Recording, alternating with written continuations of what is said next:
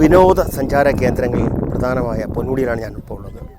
സംസ്ഥാനത്തിൻ്റെ വളരെയേറെ ഈ ടൂറിസം കേന്ദ്രങ്ങളിൽ വളരെയേറെ ആൾക്കാരെ ആകർഷിക്കാൻ ഇടയുള്ള ഒരു സ്ഥലമാണ് പൊന്മുടി. ഇവിടെ ഇനിയും ഡെവലപ്പിംഗ് വരാനുണ്ട്. അതായത് ഒരുപാട് ആൾക്കാർ വരുന്നുണ്ട്. പക്ഷേ നിരവധി പേർക്ക് അവർ ഉദ്ദേശിക്കുന്ന സംഭവങ്ങളുണ്ട്. കൊച്ചുകുട്ടികൾക്കുള്ള ചെറിയ റൈഡുകളും അതുപോലെ തന്നെ ഗസ്റ്റ് ഹൗസ് പോലെ എന്തെങ്കിലും സംവിധാനങ്ങൾ ഇവിടെ അടിയന്തര ഒരു ചെറിയ ചികിത്സാ കേന്ദ്രം, അതുപോലെ തന്നെ സമൂഹത്തിന് ഈ വരുന്ന ആൾക്കാർക്ക് ഉപകരിക്കുന്ന തരത്തിലുള്ള തൊഴിലവസരങ്ങൾ സൃഷ്ടിക്കാനുള്ള ഒരുപാട് കാര്യം ചെയ്യാൻ കഴിയും.